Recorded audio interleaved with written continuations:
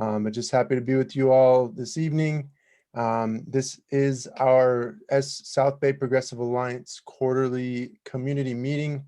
We've gotten used to doing these virtually. Hopefully soon we will be back to doing these in person.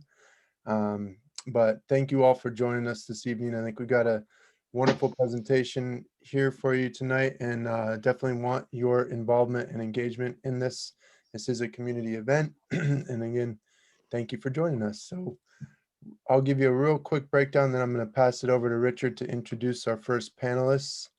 So we're first going to be starting off tonight with a immigration panel, and we'll be having a little Q&A around that, and that will be followed by an anti-Asian violence panel. Then we'll be having some presentations around Earth Day recognition, some important legislative reviews, and then we're going to wrap it up with some of our action team updates, let you know a little bit more about what's going on with SBPA and how you can get involved. So I am going to pass it over to Richard to introduce our first panelists for tonight. Richard, you got to unmute yourself there, Richard. Good evening, everyone. Can you hear me? Yes. Okay. First of all, happy Earth Day.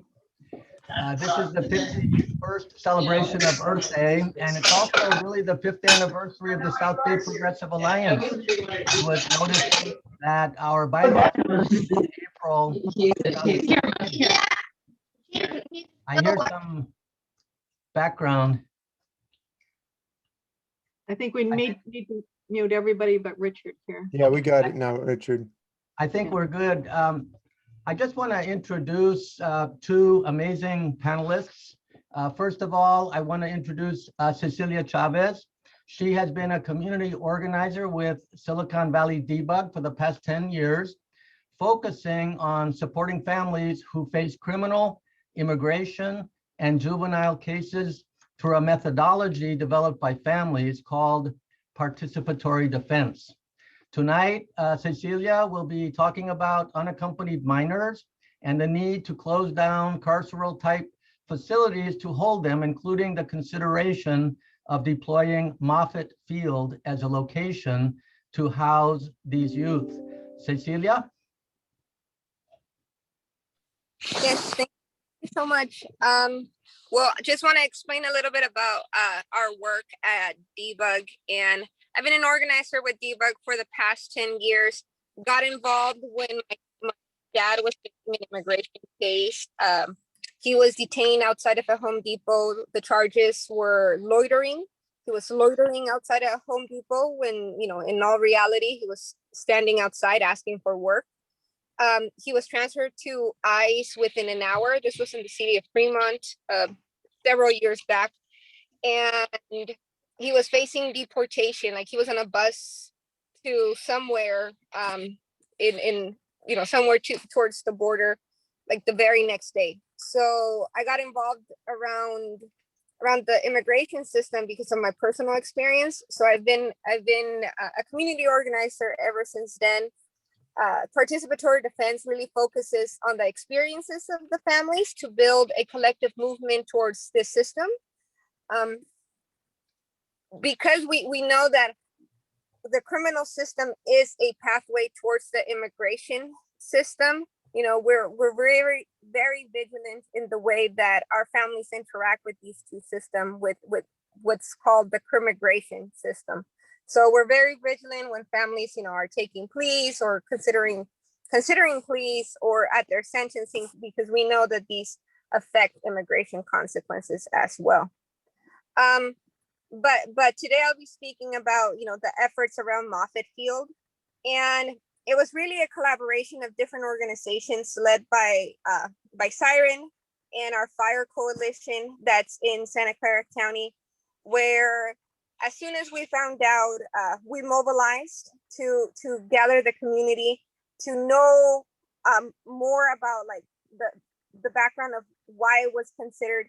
We knew about Moffett Field because of some previous, or environmental justice work that was done through our co-workers in East Palo Alto. We knew it was a toxic, was considered a toxic waste facility. So we knew that using Moffett fuel was hazardous, not just in the sense of incarcerating youth there, but also environmentally. There is a lot of substances and chemicals in that area that I believe, like, even those who enter sign a waiver knowing that exists. So we were outraged that first and foremost, Santa Clara County was being considered a place to hold youth. So we were outraged just as that, because we hold a very strong civil detainer policy that we limit collaboration with ICE to the most. I think we have the best policy in the nation, along with Illinois, with Chicago. So we have a very robust civil detainer policy where we don't allow collaboration. So for us, it was a natural instinct of, if we don't allow collaboration, why would we allow,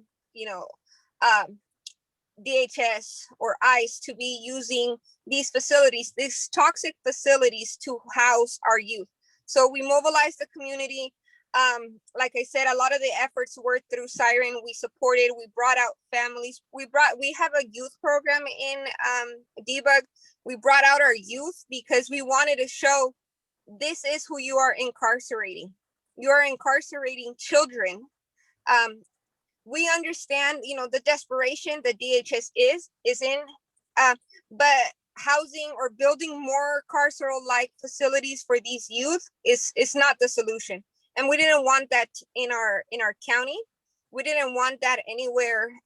We don't want that anywhere, really, because what needs to happen is we need to have a more robust immigration policies that allow families to be together and not have all these youth unaccompanied at the border.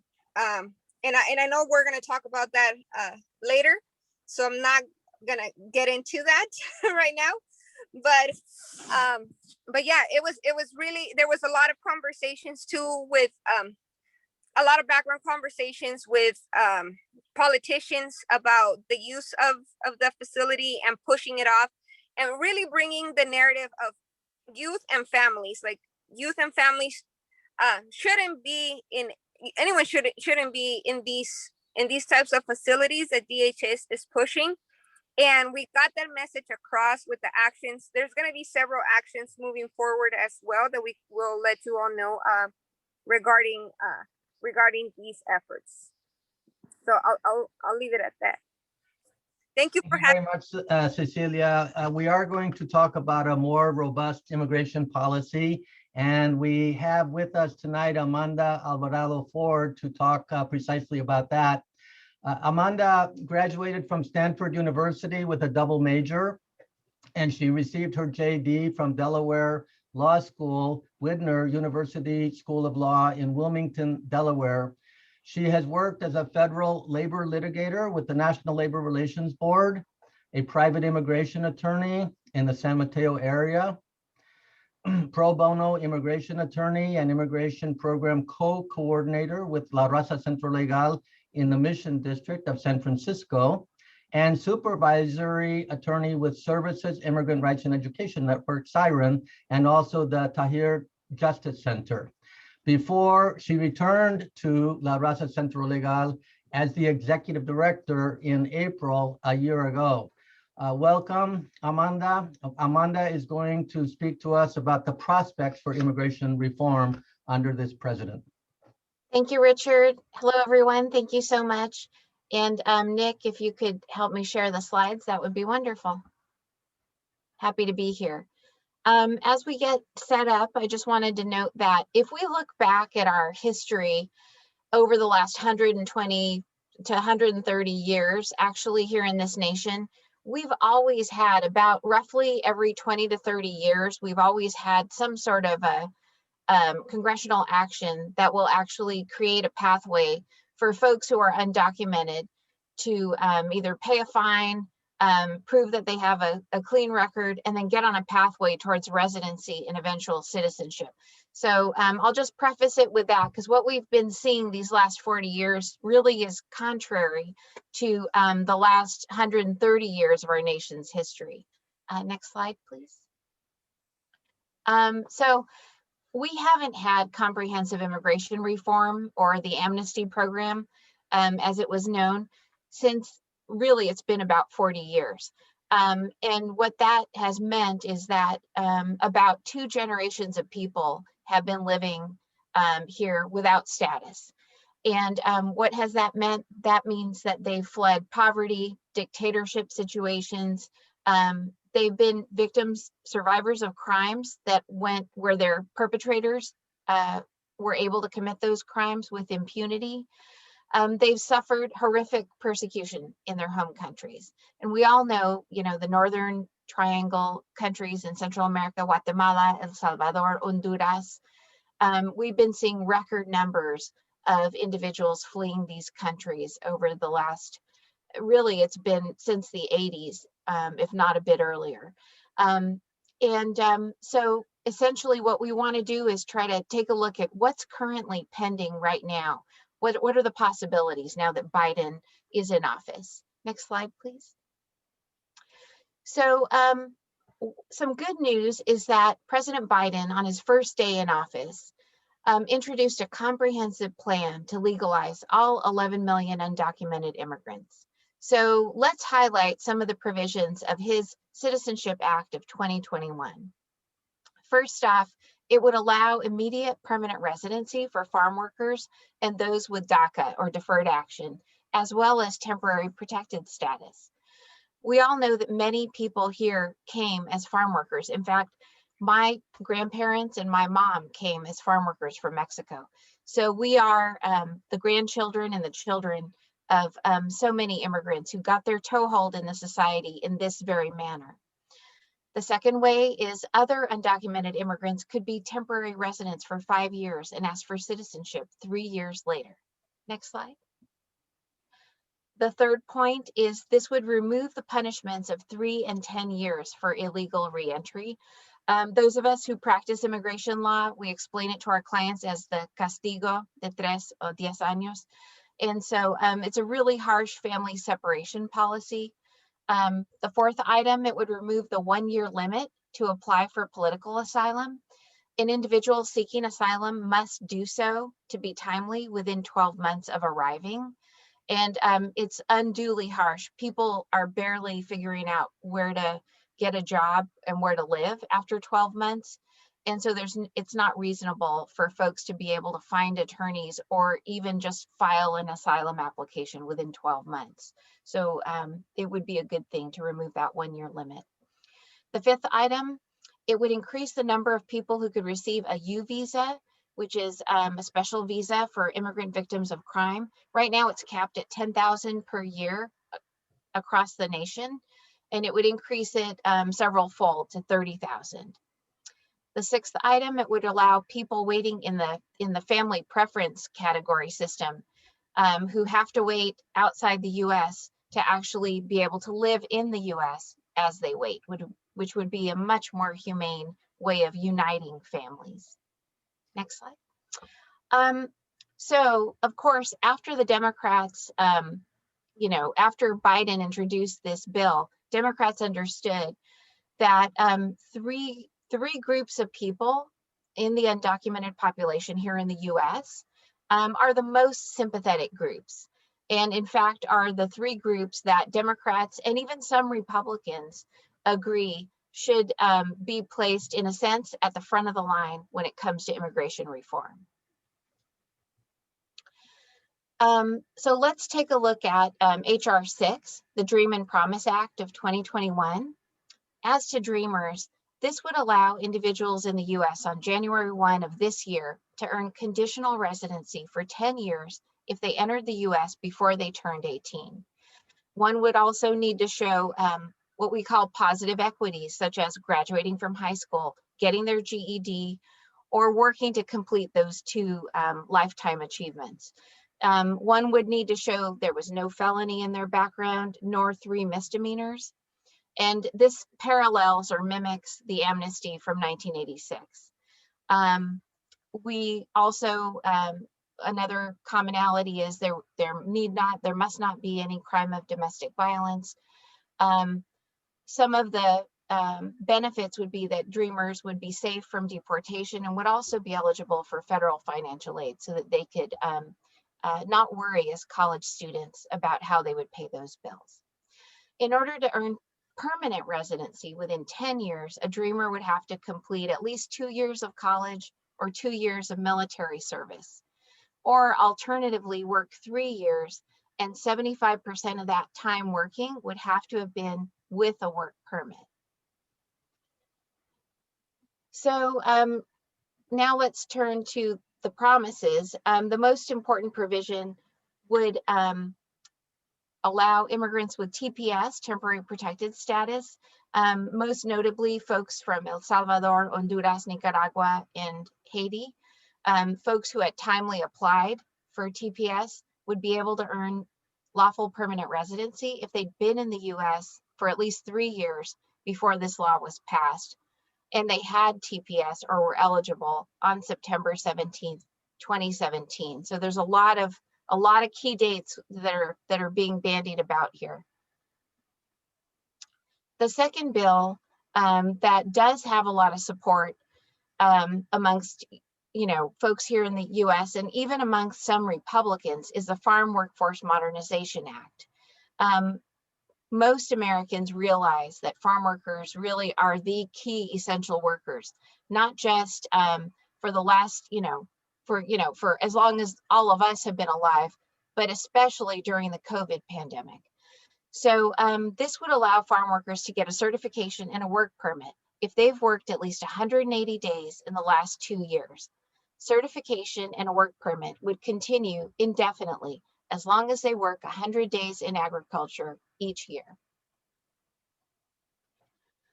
And once again, we see a common theme, oftentimes where there's a waiver application or an adjustment application, like with 245I, or other programs or amnestia from the 80s, we'll frequently see the need to pay a fine. So with this proposed plan, once again, we see a $1,000 fine for each individual who's submitting an application.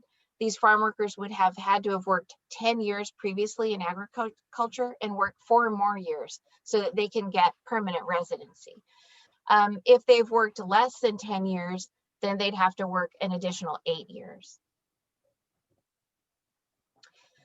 So there are some negative aspects to the Farm Worker Modernization Bill. For example, there would be a mandatory e-verification in the workplace, in the fields, and it would be difficult because many of these farm workers are temporary workers. And those of us who support worker rights, we all know that a temporary job really offers none of the protections of a full-time regular job.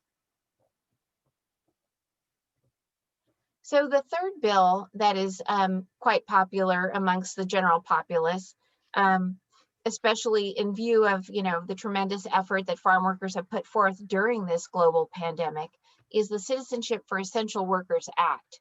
And this notably was introduced by our new California Senator, Alex Padilla. He in fact had parents who were immigrants from Mexico who were cooks and were house cleaners. This act, Citizenship for Essential Workers, would create a path to residency for undocumented workers who've maintained residence here in our country during COVID. 3 out of 4 undocumented workers are essential. And that means 5.2 million people and 8 million people if we also include their family members. So this would be a really quick path to getting residency, since about 1 million of the 5 million, because this would include 1 million of the 5 million considered to be dreamers. So this essential worker bill includes so many occupations. We're talking about construction workers, hotel workers, folks who work in the middle of the night, caregivers, childcare providers, domestic workers, transport workers, manufacturing workers. And one really important part is that this particular bill would end the cruel 10-year bar for those who've had a legal presence in the US who then re-enter the country. The 10-year bar is the castigo that I've talked about, which, you know, when one who's committed any number of immigration violations, whether it's entered without documents or lived here longer than 6 months undocumented, they might trigger, upon leaving the US, they trigger one of these bars, including a very harsh 10-year bar. Amanda, we only have about 3 minutes left for this panel. It was set up for 20 minutes. So maybe you can just talk informally about the 3 different ways that we might get immigration reform this year. Yeah, definitely. Okay, we'll go quickly. So one way, I think a lot of folks have heard about ending the filibuster. And so maybe we could zoom forward to that slide. But if we end the filibuster, at the moment, we need 60 votes, right, in the Senate. I think if you go back one, but anyway. So if we ultimately can end the filibuster and just have a simple majority, then we might be able to push through immigration reform in a way that would be humane and just. So that's one way. The other way is if Biden is able to actually, and Richard, you may need to help me out here because these different alternatives are a little bit, are a little far off. But I think, and in my view, it seems that ending the filibuster might be one of the best ways to actually get this accomplished. But we need to pursue all sorts of ways. So Richard, can you talk a little bit about the other 2 ways? Yeah, I didn't really introduce myself, but I've been working in different immigrant organizations for over 30 years, including at Catholic Charities in Santa Clara County, co-founder of Siren and Human Agenda. Today, I was part of the National Day of Action of the American Immigration Lawyers Association. Every year, hundreds of attorneys nationwide. Today, we had 425 interviews with Congress people. Between senators and representatives.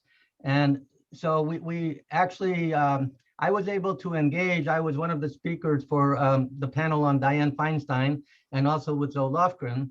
And we were able to engage them on these alternatives to getting something passed.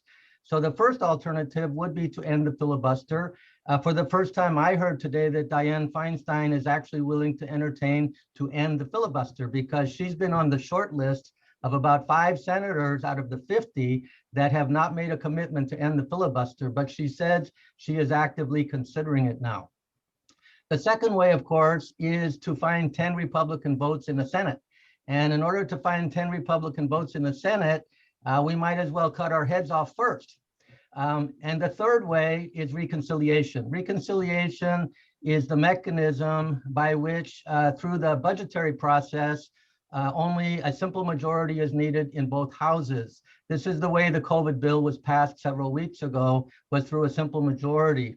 According to questions that I had for Dianne Feinstein's aides that we talked to today, there is still hope that there will be a reconciliation bill. I'm not sure it will be attached to the first infrastructure bill when Joe Biden speaks to the House on April 29th. But it could be attached to a second infrastructure bill having to do more with health and human services. Yesterday, the Hispanic Caucus met with President Biden, and President Biden made a commitment to attach at least one of the immigration bills to the budget through reconciliation. I don't think it's going to be happening with the first infrastructure bill. But honestly, I think we can all agree that the most likely scenario for any immigration reform this year is going to be through reconciliation. I think that ends our panel. I know that we only had 25 minutes, and I think we're in that time frame. If you think there's time for a question or two, it's up to you, moderator. I would definitely entertain, if anyone has any closing comments, or if anyone from the audience has any final questions, we could have time for maybe 1 or 2 questions. So I'll open it up if Cecilia or Amanda, if you had any comments, final thoughts, anything else you want to add, or if there's anything from the audience that they'd like to ask.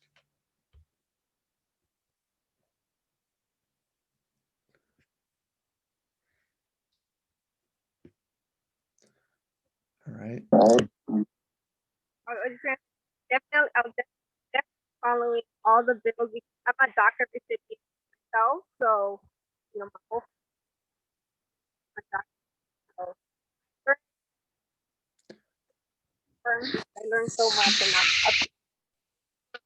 and all the attorneys who are doing all these lobbying and getting information to us. So our folks.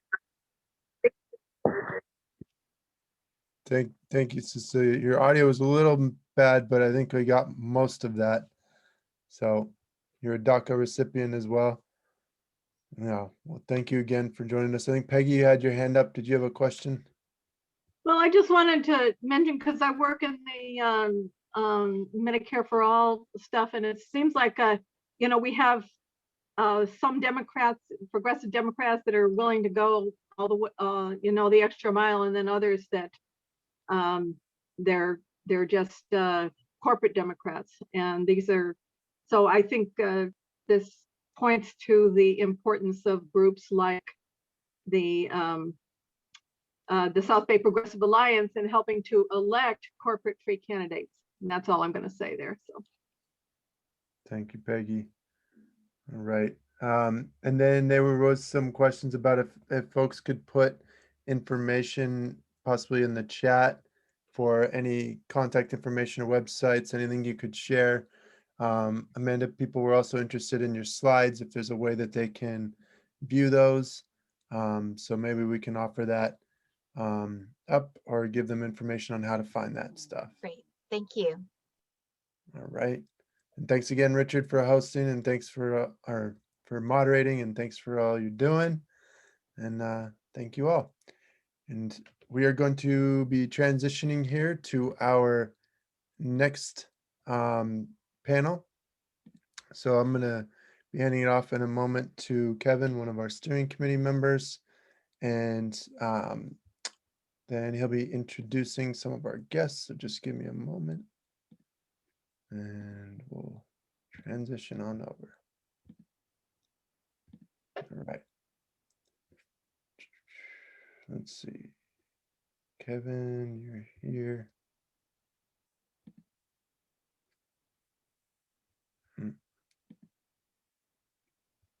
All right. Welcome. All right. So, Kevin, I'm going to hand it off to you. And I don't know if you have the information on our guests in front of you, but I'll pull that up if you need it. I can do that. Awesome. All right. All right. Take it away. Hello, this will be our panel regarding the recent violence against the Asian community. And we have 3 panelists here today. We'll start off with Mano Raju, the public defender of San Francisco, appointed by Mayor Breed in March 2019, and elected in his own right. He's a son of immigrants who migrated from the US from India, and he passionately combats the inequalities of the criminal justice system through a family-centered approach to defense work. He is one of the founding members of Public Defenders for Racial Justice. Mano, you can go ahead. Thank you. Thank you so much for having me. I'm Mano Raju, as was just stated, the San Francisco Public Defender. And, I think what's important as a public defender in our own individual cases is to always try to broaden the context to show the fuller picture. And I think that, what happens as a defender, we find is that the prosecution tends to basically stereotype our client in a certain way, defend it, and try to cut off the fullness of who they are and oftentimes what they're actually accused of doing. And I find that the job as a defender is to provide a fuller picture a lot of the time. And I think that same lens I'd like to think about when we talk about the recent anti-Asian violence that we seem to be seeing.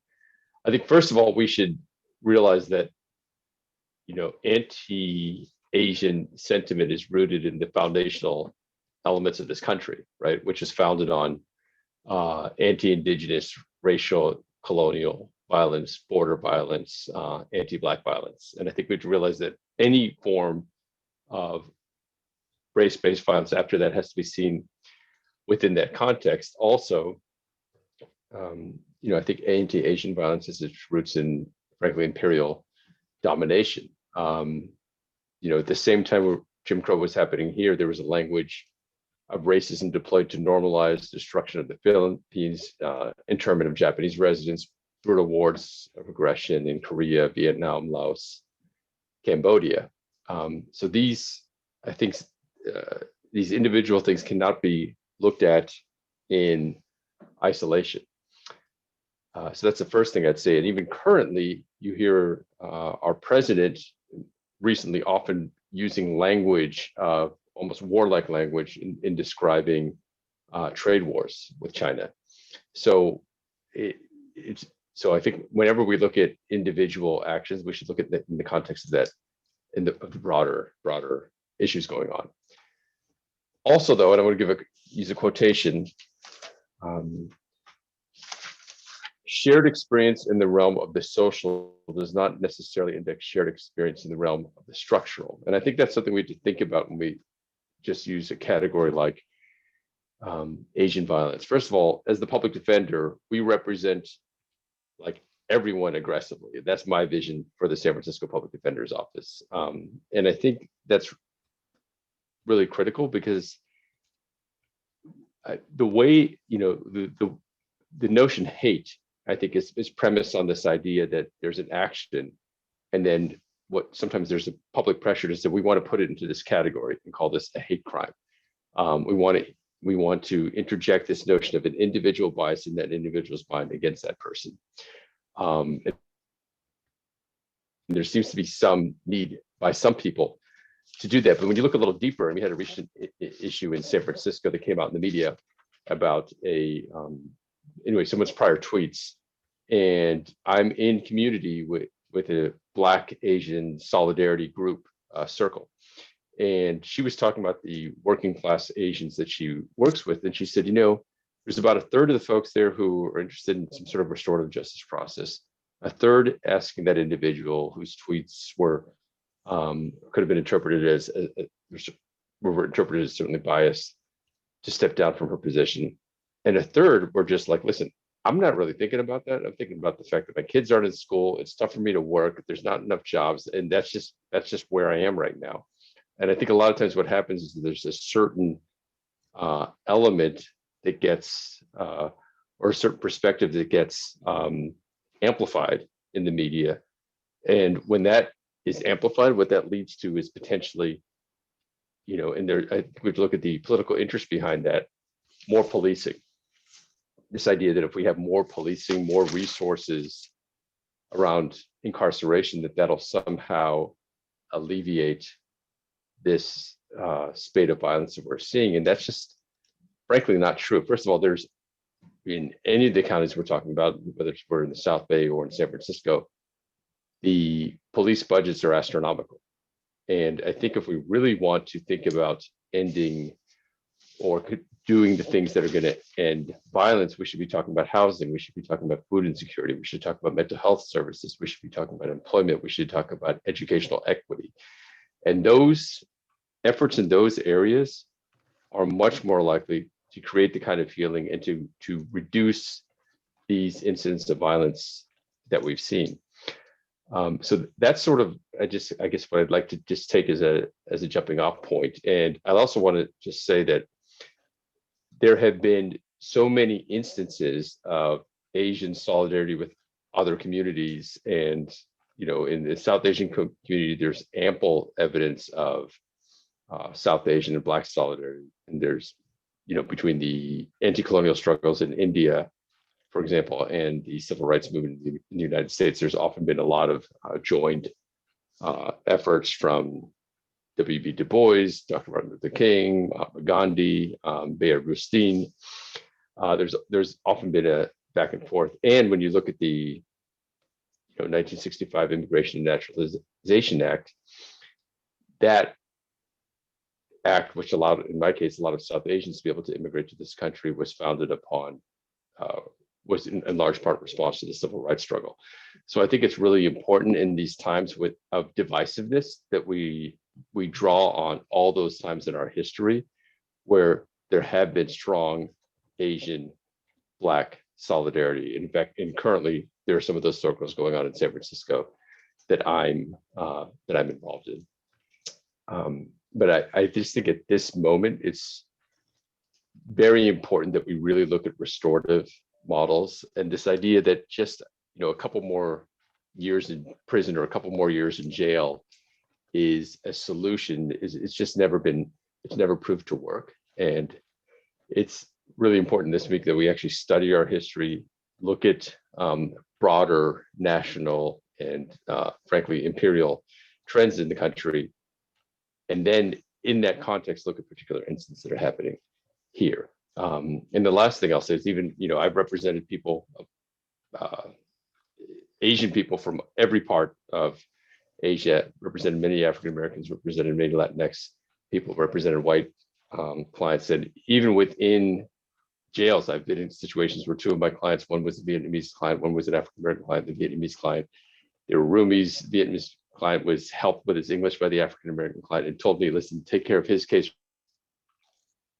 first and then do mine. So I think there's a lot more examples of solidarity, even in the carceral system, than we often give credit for. And I think the media right now is trying to foment a little bit of the divisive trends, but I don't think that matches the reality on the ground. And I think we can come up with solutions where people can be safe and thrive that do not involve carceral solutions. I'll just leave it there because I'm not sure how much time we have, but maybe we can have a dialogue after we hear from the other speakers. Yes, thank you. Thank you for all your work. Thank you. Yeah, thank you, Kevin. All right. Our next speaker will be Anthony Lepp, a driven leadership consultant, coach, and trainer, helping people step up during their pivotal moments and create transformation in their life. He is here today as a board member of the Vietnamese American Roundtable. The Vietnamese American Roundtable envisions a strong and unified Vietnamese American community that works towards improving our quality of life. Go ahead. Awesome. By any chance, I get permission to share my slide? Is that okay?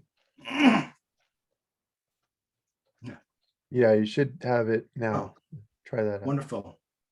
Okay, and I'm also a big Susan fan, so I'm gonna make this fast so I can hear her talk more. I was just really inspired by her when we did the summit. But I'm also really honored to be given the space and platform to talk about the Vietnamese community and needs of the Vietnamese community, especially with in the face of the rise in anti-Asian hate. I do go 1,000,000 miles per hour, and that's without Vietnamese coffee. So if you have questions or you have like thoughts, or like, well, that was a little too fast, can you elaborate that? Put that in the chat. I'll make sure to answer it in the chat window. This is a little bit about my personal experience, but also with my work in the Vietnamese American community, in particular, the Vietnamese American Roundtable. First off, we talked about this, and it makes sense to kind of talk about two parts of what we're facing. The underlying issue, and I feel like we talk a lot about this, it's like racism. A lot of reflection that we've done in the past was like, like this idea of like, how do we condemn hate crimes? How do we condemn crimes against the Asian American community? When we see a lot in social media, sometimes it's very obvious what is a hate crime. And sometimes it's not, because it's just not within people's mindset that, oh my goodness, an Asian person got attacked. Is that a hate crime? And that's and that baffles me. And so these two issues, what are kind of like the summary issues a little bit of how do we like understand a little bit more of the racism that we're facing, the struggles, and how to put it in a way that's a lot easier to understand. Excuse me. So the two issues, targets of hate and then lack of data. Pretty much the first one relates to a lot of things that we've seen, such as the violence against elderly Asian folks. The vulnerable folks in that case. And then the other one is about data disaggregation and how important that is to us. The first problem, to elaborate, is the targets of hate. Things you've probably seen, personal safety being attacked. A friend of mine, their mother was attacked right before New Year's. And that bothers me so much because my mom is very much in that same age range, right? And all she was doing was going to the grocery shop, going to get groceries, preparing for the regular New Year's festivity, focusing on family, focusing on this joy, right? And then you know what, with the pandemic, you're like, I'm looking forward to seeing my family. And then this happened, right? And so we're just looking at this and go, it sucks that even our parents can't walk across the street. And my mom lives across the street from one of the ranch markets, like 99 Ranch. And I have to fear for her life. I've actually started to see myself, as much as I want to be in denial that my mom will be okay, I'm already acting out of a sense of trauma. I am spending more time with my mom, making sure that she's being driven to church, to the market. And I didn't realize this, right? And so you can imagine how many people in the community is doing this out of trauma because we have this fear for each other. The fear of being alone. In this case, I have a fear of my mom being alone. And then a lot of parents now are just, a lot of people in the Asian community, right? We're not just expand a little more, who are afraid to go out for things such as a jog. Because it's becoming more prevalent and dangerous for folks to go out. I just heard another story. I was in another meeting earlier.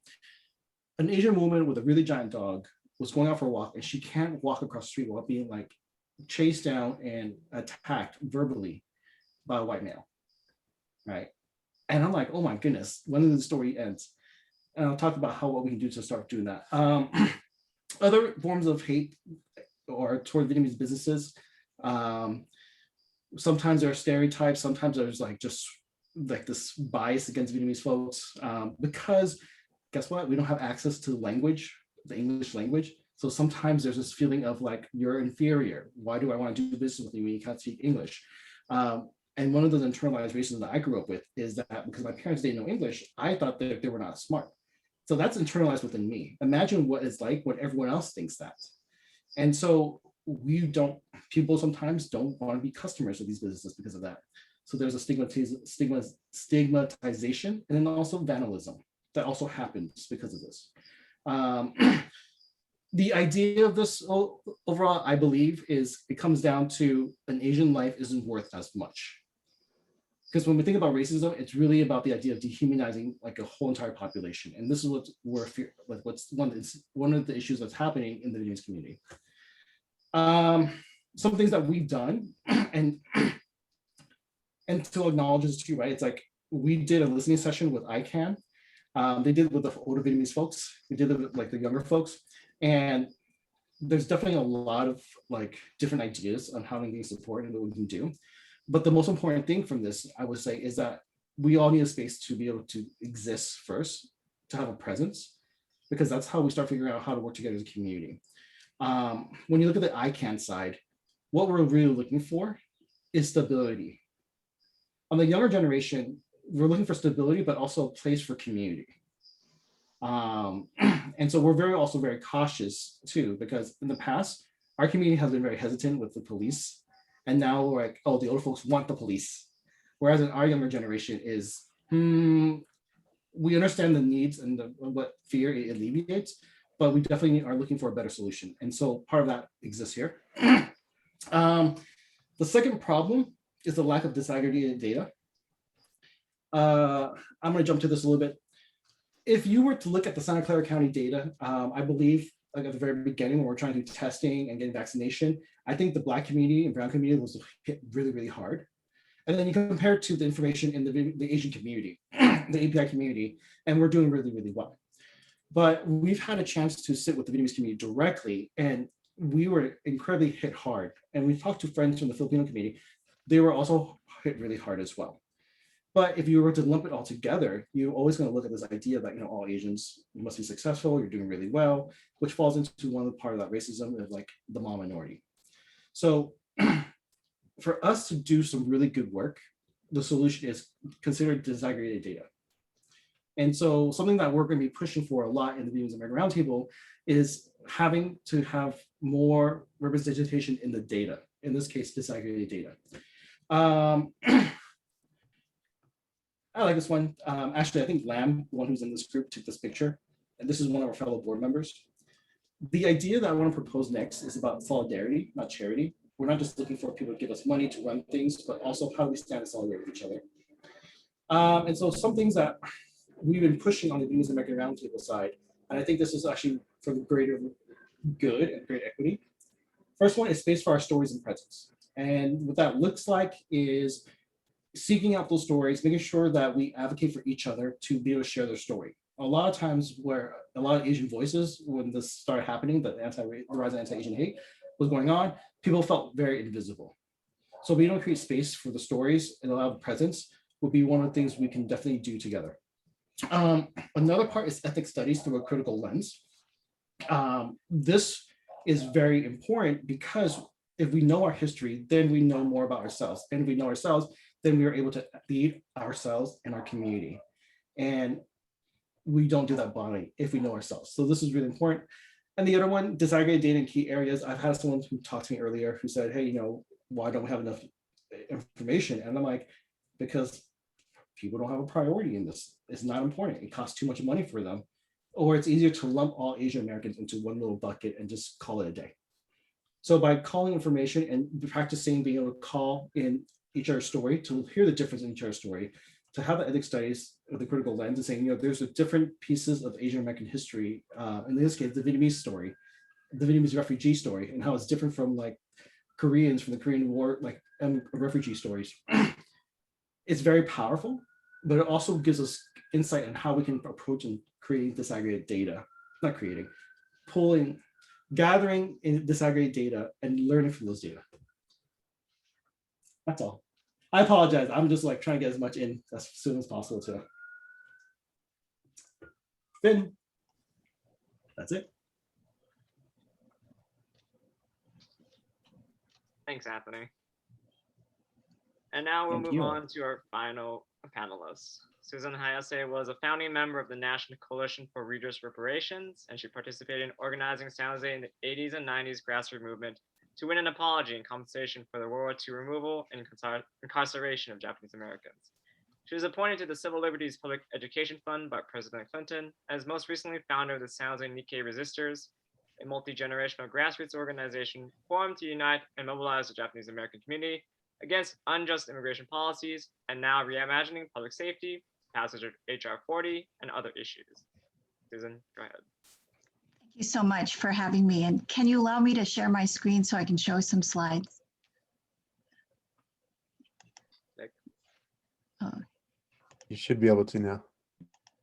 okay, there we go. Thanks. Let's see. Okay.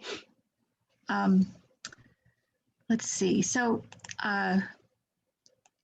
anti-Asian violence. So like many people, I think that it's part of an historical but also ongoing and systemic white supremacy. And we always cite the Chinese Exclusion Act and the World War II US concentration camps. But what I want to remind people here, and I know a lot of people here do remember this, is the 1989 mass murder of 5 little Southeast Asian children in Stockton by white supremacists. Also forgotten frequently are the dot-buster gangs of racists targeting Hindus in the New Jersey area for a number of years, starting in '87. 1992, Philadelphia, white supremacist gangs targeted Southeast Asians and dragged them off public transit and beat them up. 1996, Orange County, Tien Minh Lee was murdered by a white supremacist who bragged of killing a Jap. 1997, Rohnert Park, Kwan Chung Kao, gunned down by a police officer who claimed that Kao was a threat because of presumed martial arts skills. 1999, Los Angeles, Joseph Aledo murdered by a white supremacist. 2001, Laguna Hills, Kenneth Chu, fatally stabbed to death by a man who believed that Chinese and Blacks have weapons. So I want to make 2 quick observations. So these incidents, which continue today, have been largely undocumented and not studied. And the second point is that you don't need a daily dose of violence to have an intimidating and terrorizing impact on people.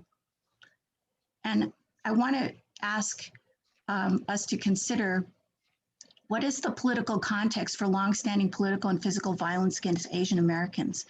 And I think that a lot of times we don't think of it this way, but the model minority is a strategy to uphold white supremacy, and it's part of the mechanism for excusing and ignoring anti-Asian violence. It's a strategy to make people of color vie for the second-tier status in a racial hierarchy with white people on the top spot.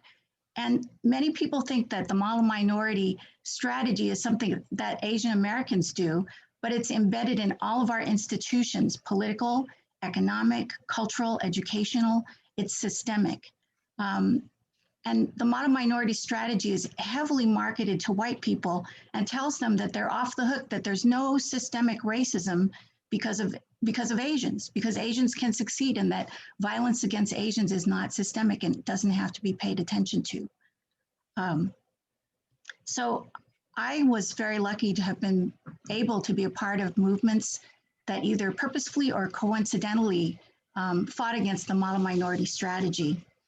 Many of us in the grassroots Japanese American redress movement in San Jose joined the Rainbow Coalition in the 1980s, and we demanded justice for Melvin Truss, who was a 17-year-old Black high school student executed by San Jose police. We worked to elect Jesse Jackson in 1984 and 1988. Jackson was the only candidate to support reparations for Japanese Americans, and we saw our struggle as entwined with Black liberation. And today, San Jose Nikkei Resistors work is part of the legacy of the Japanese American redress movement, which was a repudiation of the model minority strategy. So we were very fortunate to be invited to be part of a hate crimes task force for Santa Clara County.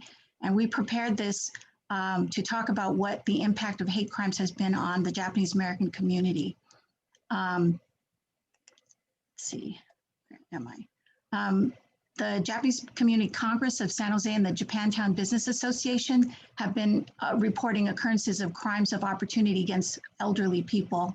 They're walking to and from the senior center, and they go shopping in Japantown.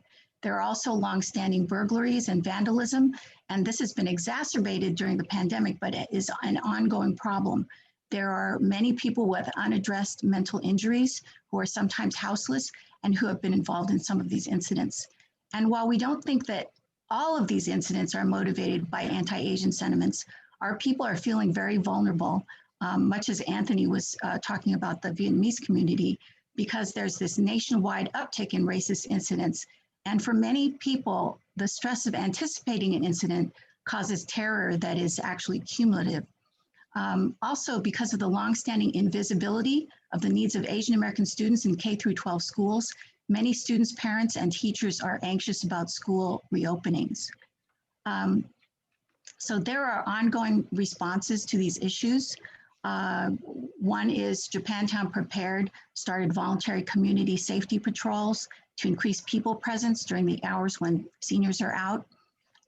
Some have looked to Laura's Law to address the crimes committed by people with mental injury or addiction, but this is not sustainable or systemic. For one thing, the police have been historically unresponsive to calls from Japantown. And moreover, many of us feel that calling in police can end up endangering our community. The Santa Clara County Office of Education and some school districts have passed resolutions condemning anti-Asian violence, which is really good, but we're looking for actual programs to address the concerns of the students and parents and teachers.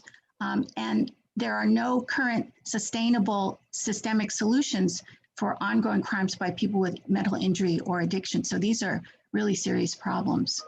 So our recommendations, which we were happy to find were endorsed strongly by the Asian Law Alliance, is to put adequate funding into counseling, addiction, and medical services in San Jose, including funding for stable long-term housing options. And we emphasize the need for decriminalizing the people who need access to these services and avoiding surveillance of the houseless community by police or patrols.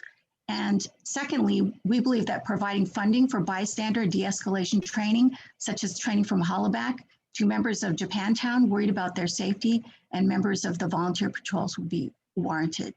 We are not asking for more police presence or involvement, especially once we have seen how violently police can respond to those with mental health challenges, for instance, with the deaths of Angelo Quinto and Cao Bic Tran. Third, concrete support and guidance for teachers, administrators, and students, in addition to the resolutions passed by the school districts. And fourthly, really important, a strong stance against attempts to use anti-Asian hate as a divisive wedge between racial minorities. We need ethnic studies curriculum to give our students a critical understanding of how white supremacy enables structural violence against all people of color. I just wanted to show you a couple of slides about our community safety patrols. San Jose Nikkei Resistors is not the primary organizer of these, but we are participating in this. And we have submitted suggestions for how to shape it, partly because there are some very macho responses to this issue and some very pro-carceral responses. So let's see, this shows some of the guiding principles that we're operating under. We have been developing our understanding of doing an abolition analysis, and it leads us to want to find and promote alternatives to the police, such as the mental health mobile response and de-escalation, and including community organizers, community organizing. So we encourage people who are concerned about Japantown and also other Asian American communities like Little Saigon to lend your help and volunteer also. Thank you very much.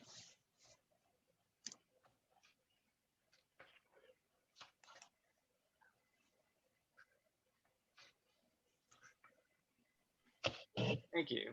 Thank you to all our panelists. Does anyone have any questions for any of them?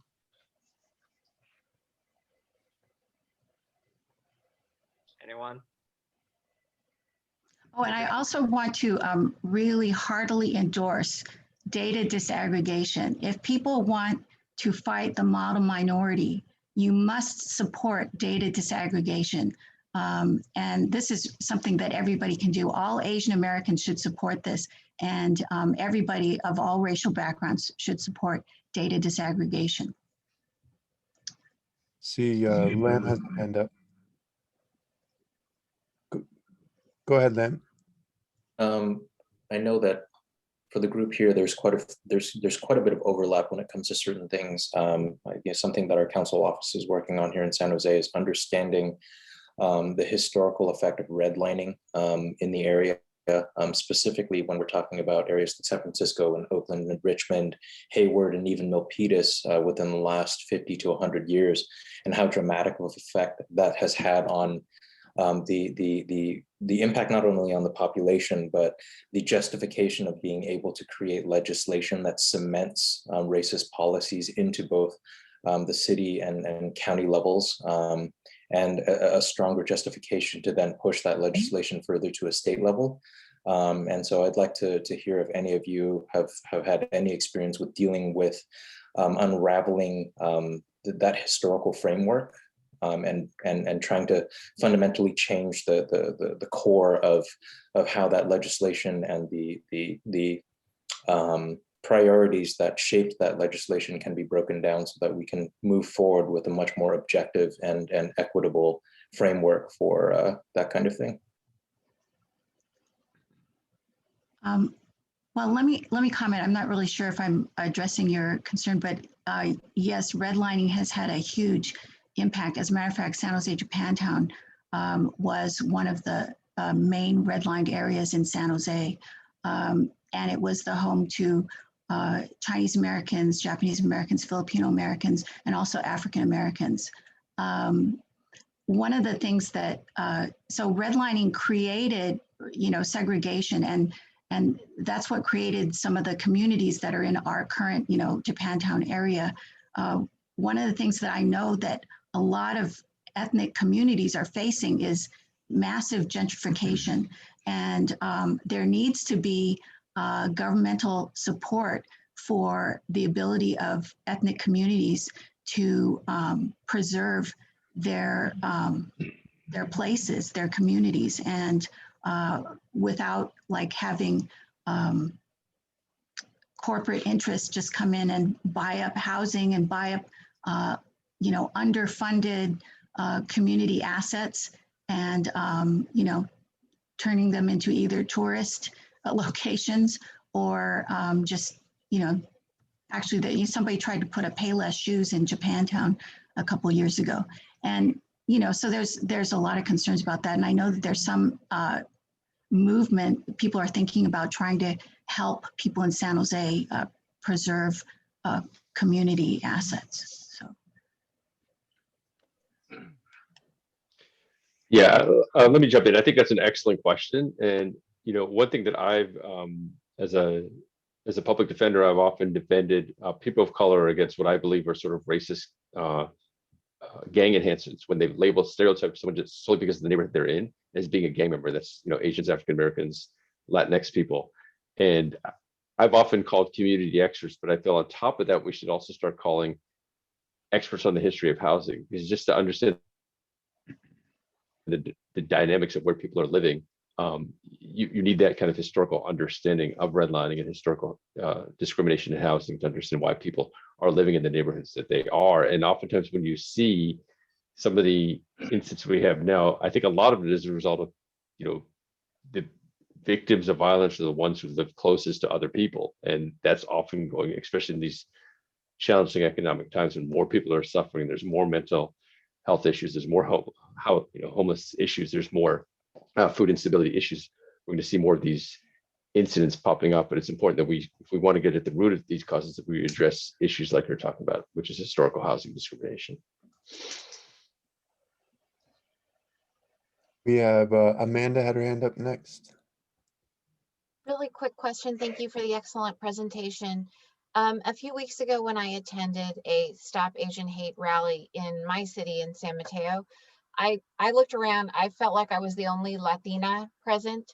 And so could the panelists speak to the importance of people of color acting in allyship with what's happening to Asian communities today?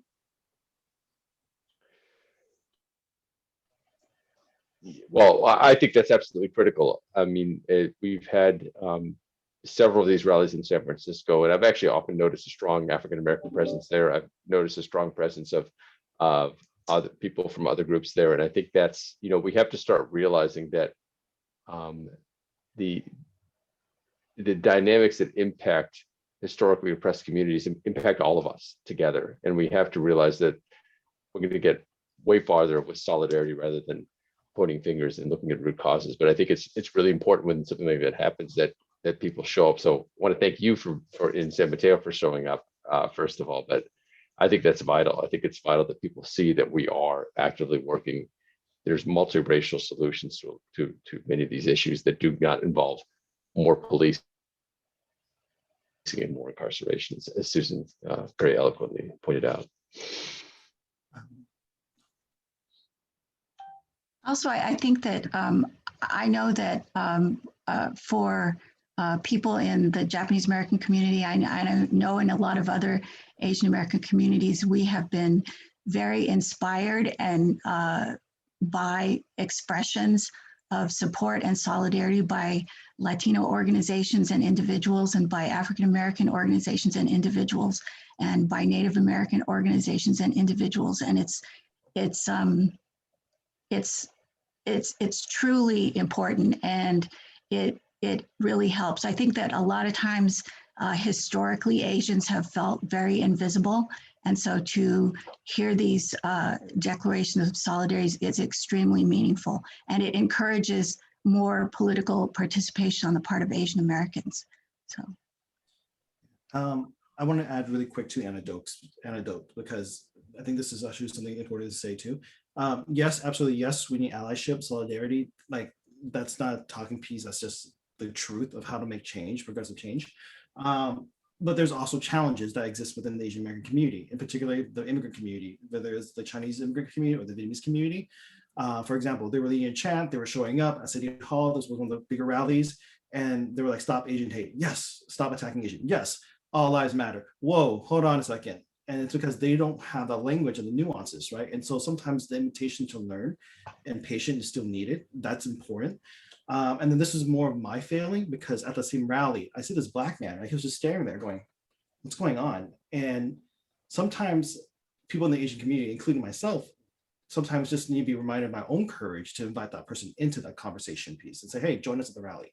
So there's a little bit of, sometimes if you're an ally to the cause, can I come along? I think a lot of times it's like, yes, please come along. right? And then for me, as a reminder to myself is just step out there and invite them because you know the cause is good. And those are two stories that I want to bring up because those are the things that allyship is it's not one way, it's two way. And while you're saying yes, can we get allyship, right? Can we say how important it is, right? To have the Black and Brown community show up. It's also important for the Asian community, in this case, for my community, Vietnamese American community, the Vietnamese immigrant community to say, yeah, we need to let go this ego, this like fear and be able to extend the invitation now as well. Beautiful. Thank you, Anthony. So we have two last questions and then we are going to have to move on, but excellent panel. Thank you all so much. So Zikun and then Richard, and then we'll wrap it up. Panelists, thank you so much for being here and sharing your thoughts and experiences. You know, I personally am super interested in the ethnic study path to helping with the issue of racism and hate. And Susan, you know, I'm particularly interested just in your experience, just learning a little more from you. I'd love to connect with you offline. You know, how you organize so well and, you know, have success at the national level. You know, because I think all of us have seen California has some success getting ethnic studies into our education system, but that's something probably still needed a lot more, you know, across the nation. And, you know, sometimes they say, you know, as California goes, the rest of the country, right? So hoping, you know, I can help do some work in that area. So I would love to connect, Susan, if, you know, if you're available. Sure, that's wonderful. I would love to. Yeah, we had some idea that we were talking about ethnic studies for the community, you know, because kids need it, but also parents need it too. And there's some basic information about the history of people of color in this country that, you know, newer immigrants could really benefit from and be inspired by, I think.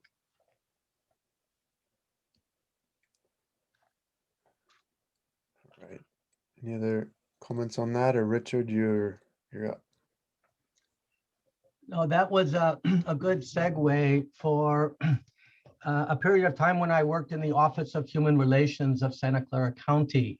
I was in charge of citizenship and immigrant programs. And as we know, 20 years ago, 9/11 occurred. At that time, we had intense hatred against especially the South Asian and the Sikh communities. And there were not only incidents of hate crimes and also hate incidents, but there were actually deaths going on 20 years ago in Santa Clara County. One of the initiatives that we took at that time, and I'm going to hold it up here to the screen, is the creation of this book, Kin of Santa Clara County, Knowledge of Immigrant Nationalities in Santa Clara County.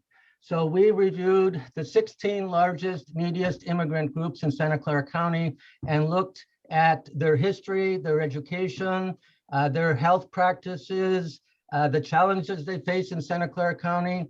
And this actually was placed onto the laptops of all sheriffs in Santa Clara County about 18 years ago.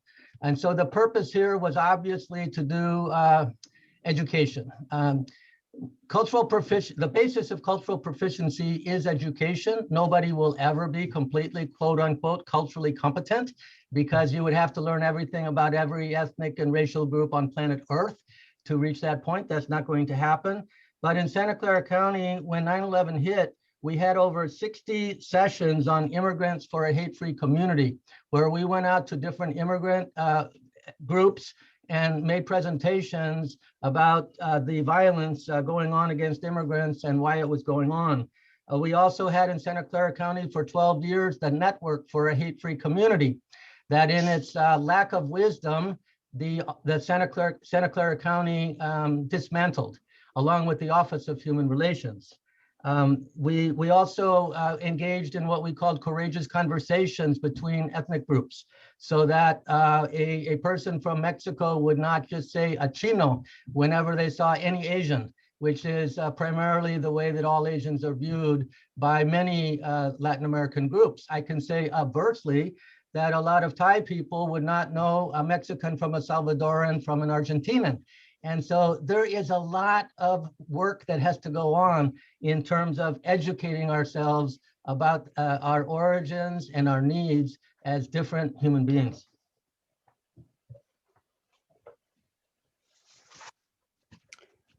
Thank you, Richard.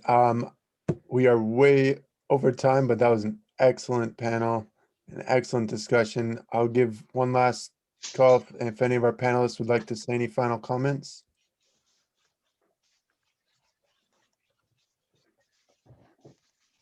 Well, I just want to, first of all, appreciate everyone here for the invitation. I found it to be a very enlightening panel, and I agree. You know, I actually was a teaching assistant in the Ethnic Studies Department at Berkeley while I was in law school, and I echo that the importance of educating ourselves about the communities that we have, because we actually do have, actually, although there's obviously differences, a striking amount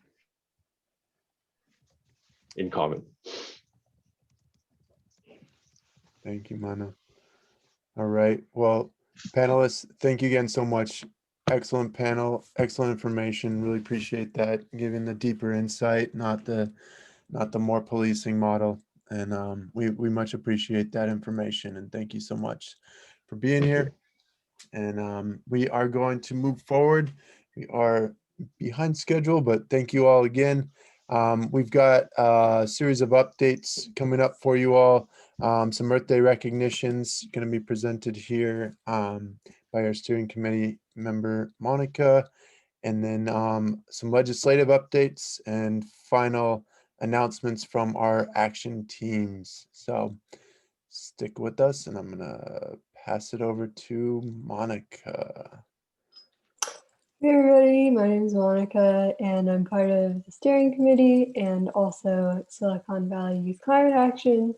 And we just wanted to acknowledge that today's Earth Day. It's the 51st Earth Day, and also talk about one of the bills that we're supporting, SB 467, which is an anti-fracking bill. It was originally a little bit better, but you know, there is still a chance to kind of have a slightly toned down version of it that would protect 7.5 million Californians from fracking in their neighborhoods.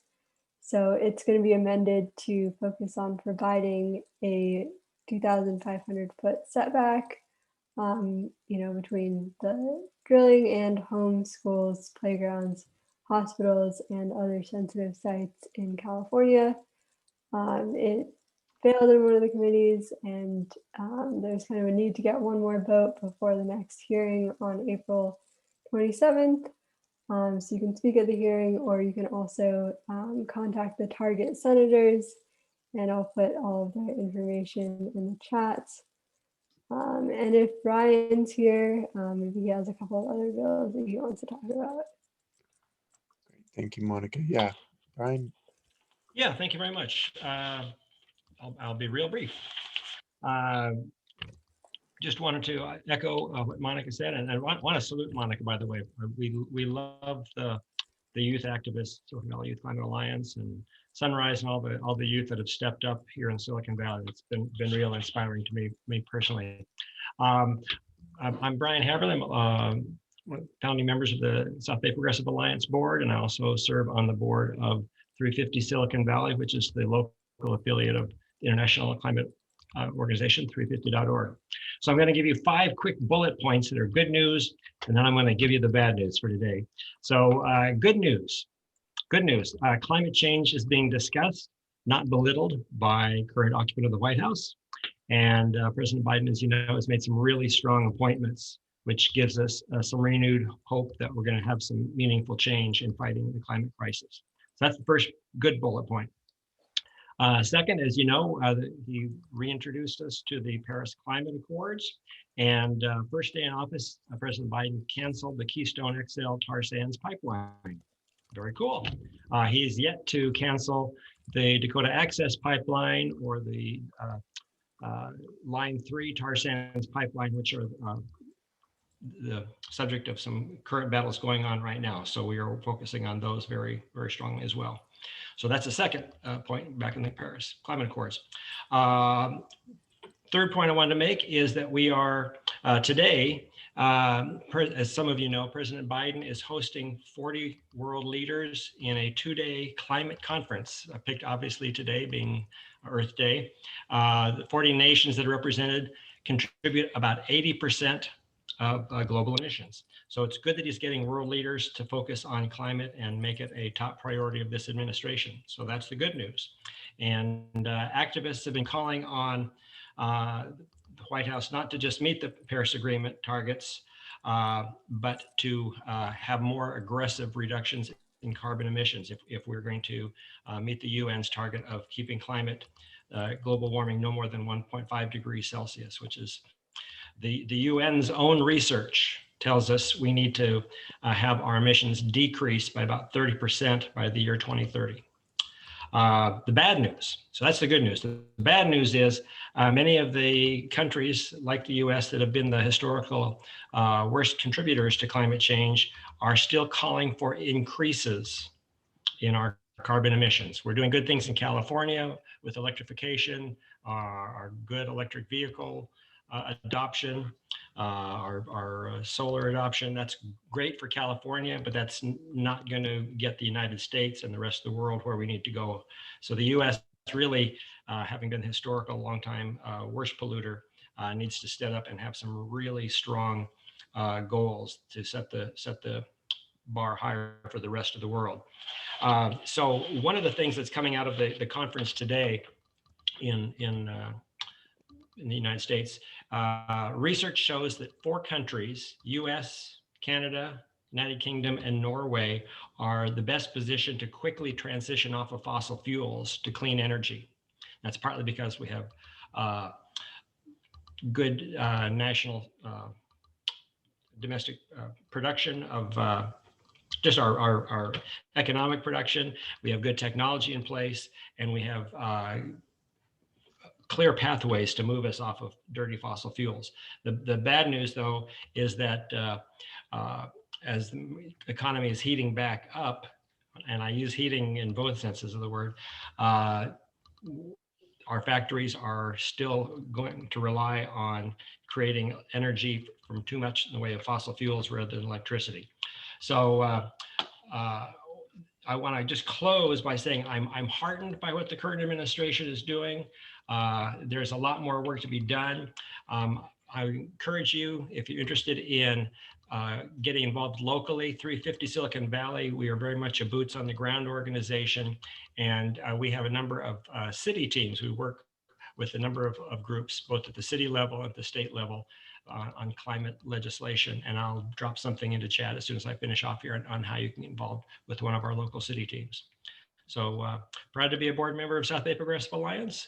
And we do acknowledge climate justice, environmental justice, racial justice. They are all closely intertwined. Most of you know the folks that have been hit the hardest by our fossil fuel based economy are the folks that are the front liners, typically that are downwind of refineries, fossil fuel production, tend to be people of color, and they suffer some of the worst health impacts from breathing these toxins. So climate justice, racial justice, economic justice, they are all closely intertwined. And I'm excited by the intersectionality that people are realizing that the climate crisis affects many of our progressive issues, and a Green New Deal will put people back to work, clean up the economy, and make a better world for us all. All right. Thank you so much, Brian. Thank you. Thank you for being here. Thanks for all your work you're doing. And thank you, Monica, as well. All right. Next up, we are going to go through a few more legislative updates. So this is kind of our rapid round. But first up, we've got William Armaline, a professor from San Jose State. William, are you there? Let me see. There we go. Welcome, William. All right. Go ahead, take it away, William. Let us know about the CLEAR Act. So first of all, hello, everyone. It's good to see you all. I know a bunch of faces in this room, but not everybody. So to the folks I've never met before, it's really nice to see you, nice to meet you. And thanks for being here and inviting me to speak. Like Nick just said, I'm the director of the Human Rights Institute at San Jose State University. We are a research and policy institute at San Jose State, and our job, as we see it, is to inform policy and practice according to human rights and the highest international standards.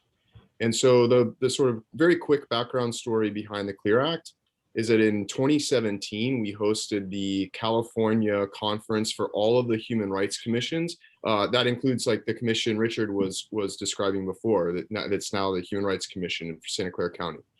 And in hosting that conference, we were approached by some of our colleagues, the Sonoma County Human Rights Commission, who were dealing with just an unbelievable number of reports of not just police violence and sort of racist police stops and racial profiling and these sorts of things, but actual incidents of violence where racial epithets are being used, where dogs are being sicked on people of color, where in these interactions, police officers are wearing the membership insignia of right-wing militias and other groups. And as you can imagine, we take that very seriously, and they asked us to help them with a policy solution.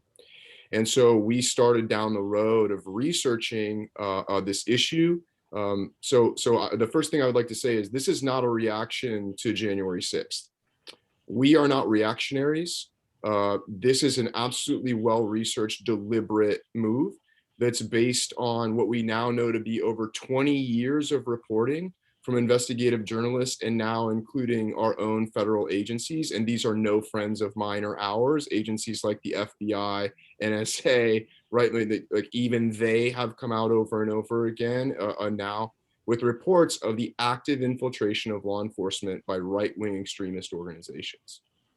And so we have been working for 2 years with our colleagues from the Sonoma County Human Rights Commission, and then more recently, Assemblymember Ash Kalra's office, who agreed to work with us on the legislation and sponsor the legislation. We've also now picked up the CFA as a co-sponsor of the legislation, our colleagues in our union across the state, also who were pivotal in the ethnic studies fight too, by the way. I heard you all discussing that earlier. And so this was our effort, right? This is our effort to actually present a solution. And it's interesting because I was literally sitting in a hospital room for spine surgery on January 6th when the siege of the Capitol took place. And so, as you can imagine, my phone blew up, and everyone just said, "Hey, it's time for the CLEAR Act. We have to get this out." And we agreed because now this infiltration is common knowledge to the public, at least those who are willing to listen.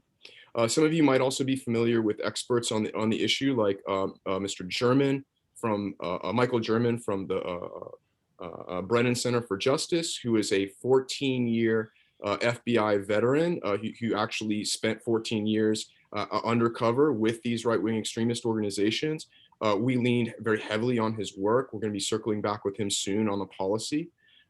So let me say a little bit about what it is and what we're doing. So the CLEAR Act represents our attempt as the first ever in the country, and frankly, the first since Civil War reconstruction in this country, to finally address this problem of the very comfortable and complete infiltrative relationship between right-wing extremist organizations, i.e. white nationalists, neo-fascists, and so forth in the United States, and law enforcement agencies. And so we do that also as an alternative to other measures. So we are, in our effort, extremely protective of civil liberties. So we are very concerned that any effort here not constrain civil liberties for law enforcement or anyone else for that matter. Secondly, we see it as an alternative to what's being really sort of, well, it's starting to lose some steam, thankfully, but for a moment it was quite grim, discussion of domestic war on terror, turning domestic war on terror and sort of turning that war inward, which would be the worst possible thing for all of these issues. And so instead what the CLEAR Act does is this. It insists that at point of hire, law enforcement agencies add screening for membership or participation in hate groups.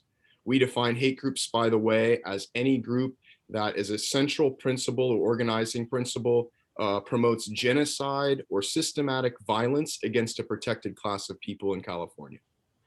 So it is a very narrow definition of hate group, right? It's not this sort of wild net right? That any conservative can fall into or something like that. It's very, very clear. And so what we say is, yeah, because we screen for all kinds of things for law enforcement officers, as perhaps we should, this needs to be one of the things we screen for. Secondly, it says that for any existing officer, that any external or internal report of membership or participation with a hate group must be investigated immediately. The DOJ will be giving basically the parameters for these both background checks and investigations, and if sustained, can be grounds for termination of that officer. Period. And so that's pretty much it in a nutshell, to be quite honest with you. It's not a super complicated bill, although as you can imagine, the complication is in the details in terms of the definitions of these terms, their application, how some of this works. And so we've been vetting this through just in many of the folks you can imagine in terms of legal experts in this field nationally and in California. We're in final talks with some of those organizations now as well. I'm actually reviewing the last few edits meant to strengthen those civil liberties protections. And from there, we're pretty much off to the races. And so fortunately, we passed through Public Safety Committee on the 6th. Next step for the CLEAR Act will be Appropriations Committee May 20th. And then after that, we're off to Senate policy and off to the races from there, hopefully. And so what we're looking for now is as much support as we can possibly garner for the bill between now and appropriations and those next steps. And I'm happy to answer any and all questions, because I know I went very fast through all of that. You may have all kinds of questions and concerns, and I'm really happy to answer whatever questions you have. I'm just trying to be respectful of your time and moving quickly.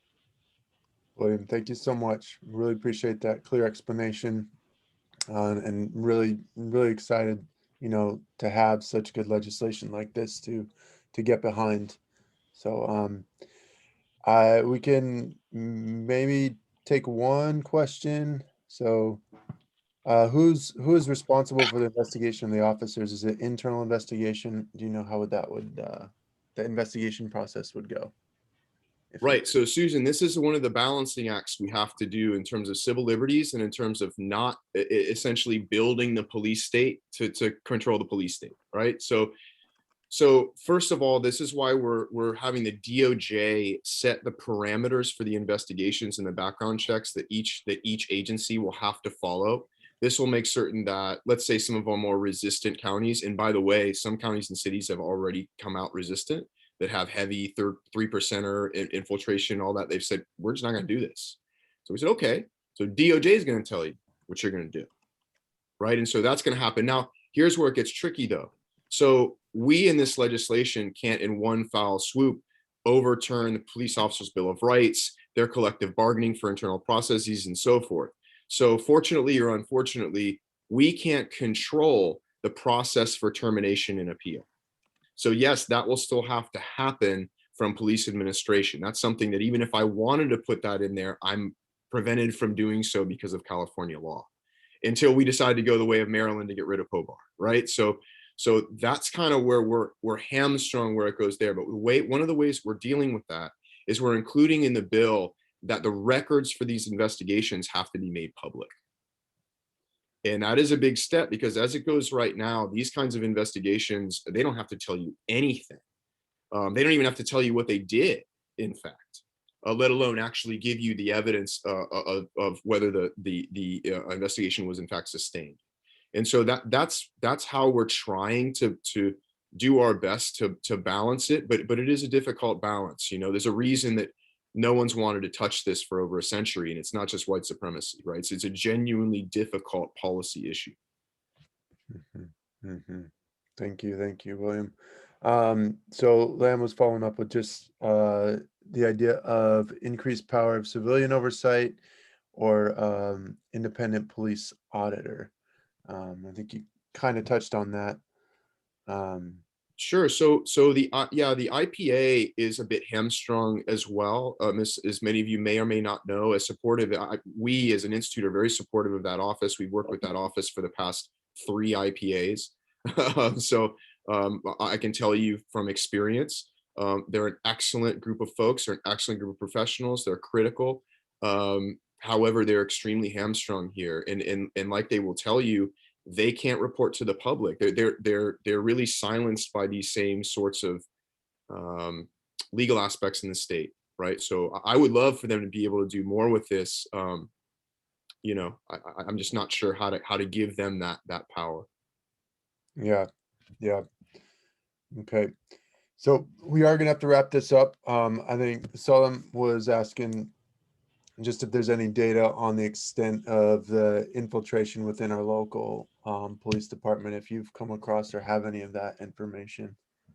Well, so there's no hard data on infiltration local, but we do have all of the cases of from our local and area PDs, whether you want to go to texting scandals or any number of other things that would fall under the public expressions of hate aspect of our bill, right? So the other part of our bill is that you can't, while identified or identifiable as a law enforcement officer, be threatening people with violence along these lines. You know, in other words, that's a form of participation in these hate groups, right?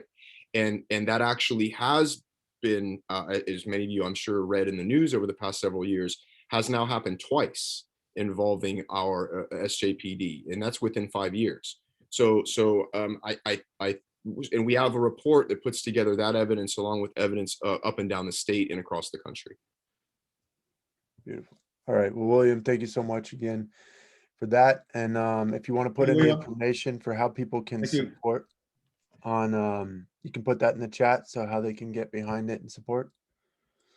Sure, will do. And Derek, I'll try and if I haven't already, I'll send you the support letter template or something like that. Okay, thank you. Thank you, everyone. Thank you. Thank you so much, William. All right. So I believe next up we have Christine. Are you there, Christine? Yes, I'm here. All right. Can you hear me? Hi.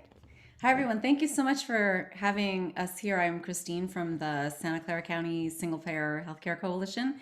There's a few of us here. Meriam is also here. She's going to be speaking as well. All right. Thank you for having us. The reason we were invited was to talk about a couple of upcoming events. I've been also participating in the May Day Coalition meetings. They are preparing for Saturday, May 1st to have the May Day International Workers' Day. They're going to have a march and rally that day. And I'll drop some information into the chat. There's a flyer for what their event is. And for our part, the healthcare portion of it, we're going to be at City Hall doing something like a honk and wave, where we have our posters and drums and chants and our signs, and we encourage people who are driving by to honk and wave at us. And City Hall, San Jose City Hall is going to be the end point of the Workers' Day March, the May Day Workers' Day March. They start at Roosevelt Park, gathering around 2:30, and then there's going to be some kind of speaking program there, and then they'll march down to City Hall, where we will be, and they will have some more speakers at that program, at that part as well. I'm also going to drop a couple things in the chat. The May Day flyer. They have, every year they do this, they have points of unity, and I'll drop those into the chat.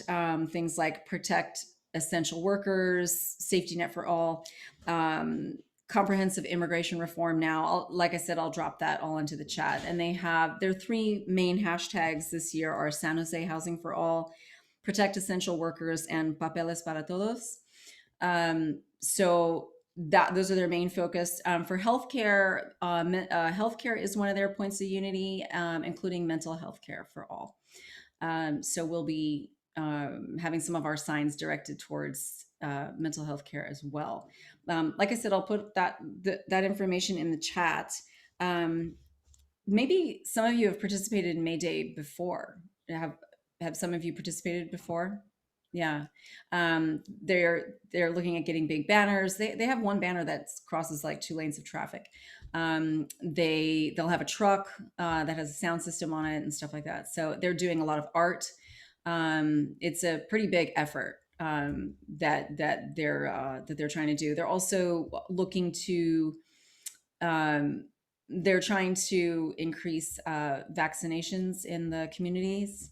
and working on doing some of that. I don't think they're actually going to do signups that day, but they're talking about some of those efforts too, some outreach. Does anyone have any questions about that information? I can also talk about CalCare, the AB 1400. And I think Miriam might be talking about that. Christine, do you know? Yeah, Miriam, I'll are be you- talking about the city council resolution specifically.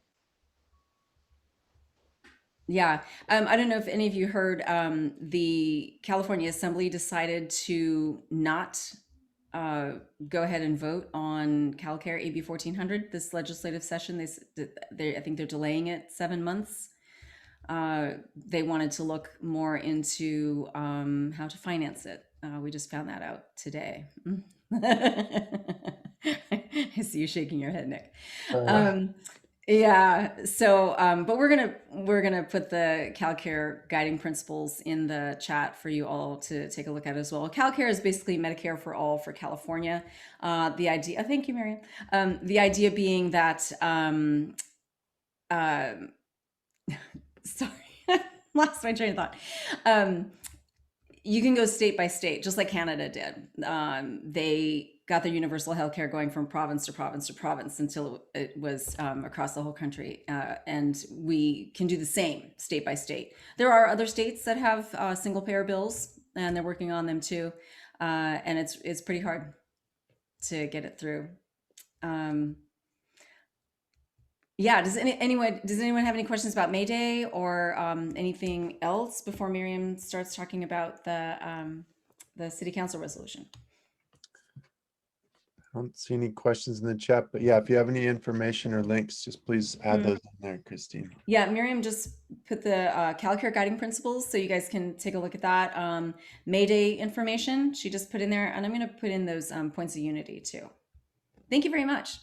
Thank you so much for being here, Chris. All right, Miriam.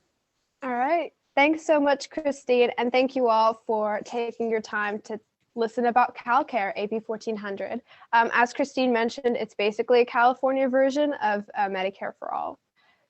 So we have a couple things going on related to CalCare. Specifically in the San Jose City Council, they're trying to pass a memo that was introduced by Council Member Magdalena Carrasco that would basically say, hey, the city council supports AB 1400. And it would be a great way to show the unity of such a big city like San Jose in the fight for AB 1400. So there are a couple things that you can all do to help with that effort. There's going to be a city council meeting on April 27th at 1:30 p.m. and you can find the info here. And I'm going to paste a lot of links in the chat, so bear with me, but I'll label them all so you can keep track of it. Okay, so this is the city council meeting. You can find the Zoom link and agenda there. AB 1400 is on the agenda. The amazing thing would be if you could, if you have time, if you could come to voice your support, essentially just prepare 1 minute of something at most, 1 minute, write it down, why CalCare matters to you and why you think that your council member and the mayor should vote yes on this. So that link includes the information to the Zoom link and the agenda.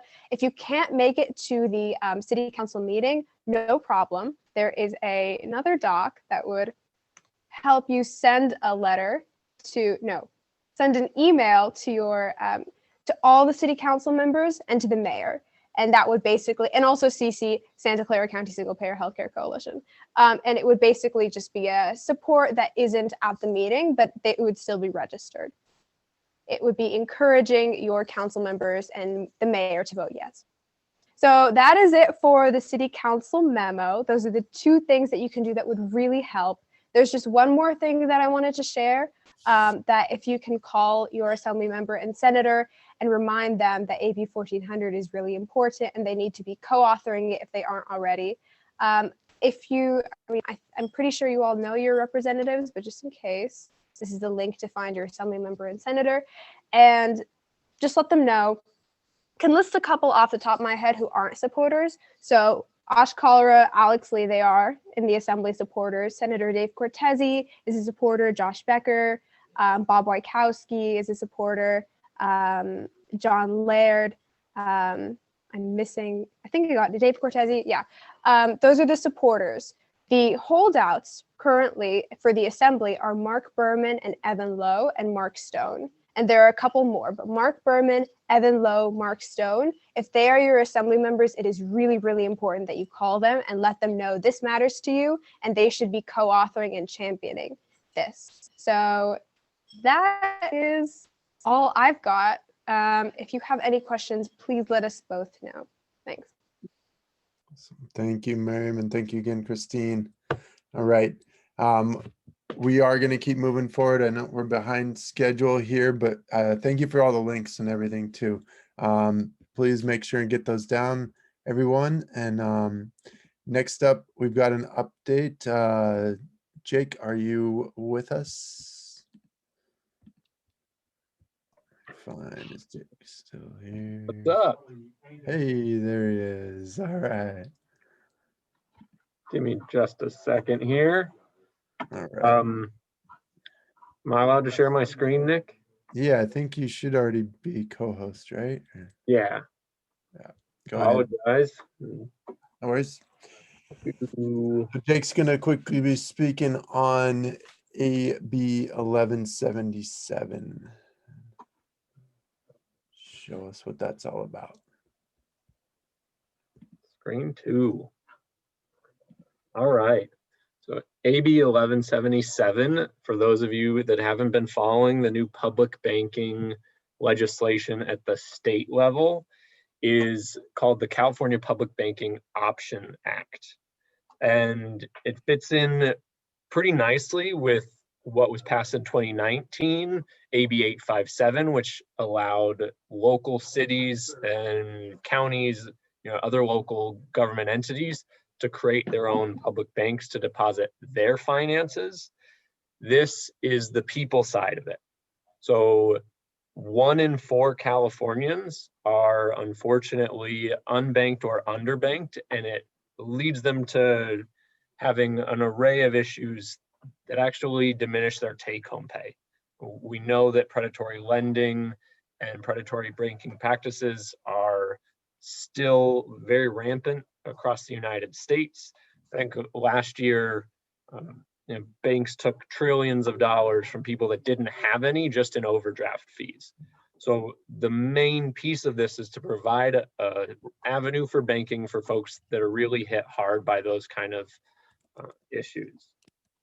What it's going to do is provide a zero fee, zero penalty checking and savings account, as well as debit cards for people that need it. It is an option, right? Just like in healthcare, we can talk about a public option. This is our public option for banking. A lot of people that are in need end up having to do prepaid debit cards that take 10% off of their charges, that charge them every time they need to withdraw cash, that charge them to buy the debit card from Safeway or wherever they go.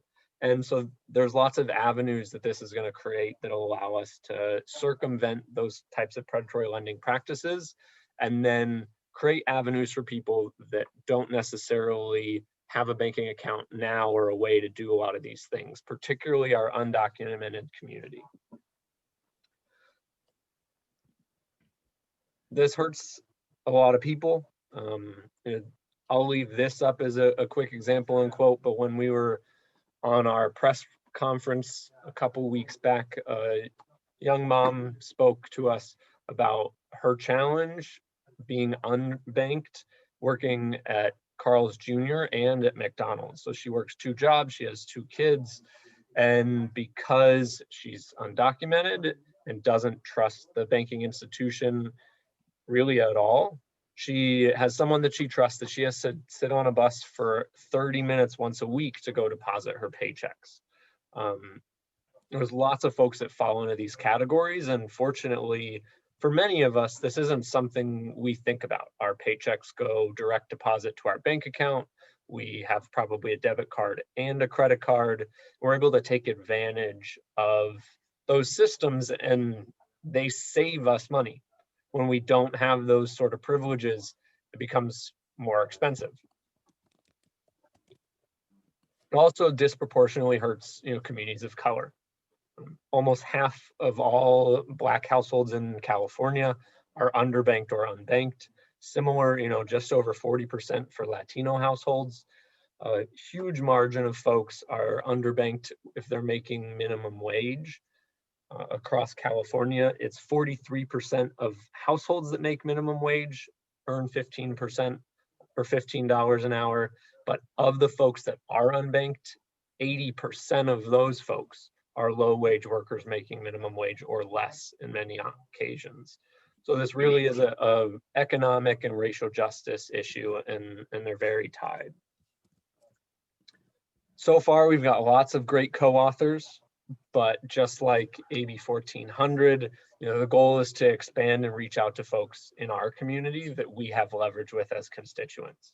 You will notice Mark Berman and Evan Lowe and Mark Stone are also not on this list. So if you need to make a 2-for-1 call to them, this is the time to do it. We're getting ready to ramp up for a big day on May 4th. This one doesn't really concern you guys, and we're running a little behind. So please register for the town hall that's coming up Tuesday, May 4th at 4 p.m. Trust me, you're going to learn a lot. There's going to be quite a few speakers that can really open your eyes into how this predatory banking system may not impact you, but does a lot of damage to folks in the community. On average, if you're unbanked or underbanked, you're losing about 10% of your paycheck to a lot of these fees and challenges. It can go up to as much as 400%. If you're trapped in a payday lending scheme, it will usually take about 10 loans to get out of a payday lender loan, which charges roughly 400%. So these are really downward spirals for people if they get trapped in a situation where they're not, where they're being taken advantage of. So please show up and register. We'll throw the link in the chat. I saw the chat hopefully dinging. So somebody might have already put it in there, but it'll be a great opportunity to learn more as well. If you need to call, here are the phone numbers. Please, leave a message tonight. No one, will pick up, but they'll get it in the morning. It'll be a good start to some staffer's day. Personally, you can go to bankcalnow.com and just endorse the legislation. I've done it. I'm pretty sure Nick's done it. Quite a few of us, have just lent our names to it. And if you're in the position to move an organization into support, please do so as well. On Friday, tomorrow, actually, the totally blanking, the portal that's set up to officially support state legislation is being closed for this as it goes into committee. So if you can, as a leader of a nonprofit on your own though, since it's hard to turn a nonprofit around in the next couple of days, and leader of an organization, go in and endorse the bill through the actual state portal. If you need help doing that, just message me in the chat and I'll be able to pass you some resources as well. They are on bankcal.now, bankcalnow.com if you need them there too. That's it for me. Any questions? Thank you, Jake. And I put a bunch of links in the chat, so I think I covered a lot of it, but just as easy to go to BankCal now. You can get all those same links. So thank you again, Jake, for that good update. I'm not sure, is there anyone else from the electoral reform team that wants to give updates? We're going to move into some quick action team updates and give some updates on that. Angel, I don't know if you want to join in and chime in on what's going on the team there. Yeah, absolutely. Hey, everybody. My name is Ankil. I'm with the Electoral Reform Action Team. And so we had a really great win this last city council on Tuesday. So before that, we were meeting with folks, just a bunch of folks to get a lot of information around a memo by Councilmember Sergio Jimenez that just added a lot of really cool things to campaign finance, such as disclosure of top donors contributing to campaign committees, enhanced enforcement around electioneering communications, and stuff like that. Some other good stuff chock full in that memo that's been really great. So we've been meeting, and then beforehand this past weekend, we mobilized a lot of folks to send in public comments, make public comments. And then on Tuesday, we were at that meeting and the memo passed unanimously. So that was really great, really exciting win under our belt. Jake, would you like to add anything else? No, I mean, it was a great first win for us. We do have some next steps. So we're looking at moving different electoral reform processes, not just through the city of San Jose, but through our local school boards, our county board of education. If these things interest you, if you're really concerned about campaign finance, about getting money out of politics on a local level, join us. We meet Mondays at 9 o'clock right now until school's finished for a couple of people, and then we might go back to 8:30. But it's a fun short meeting. We do meet every week, so if you miss one or two, it's not a big deal. We'll fill you in. Again, shoot me your email in the chat if you're interested in joining. Awesome. Thank you both. And is there, real quick, is there anything for the next council meeting on April 27th? I know Meriam mentioned the stuff around the resolution of support for AB 1400. Was there anything coming up immediately people should be aware of, or? Not for electoral reform stuff. It'll take a few months for staff to get back from their study session that they approved on Tuesday. So we'll have a few months to get our stuff together and come back at them. Awesome. Awesome. Thank you guys. Thanks for all you're doing. Excellent work. All right. I think, Richard, did you want to give an update from the election action team? And then we're going to wrap it up, everyone. Very briefly, we met on April 8th.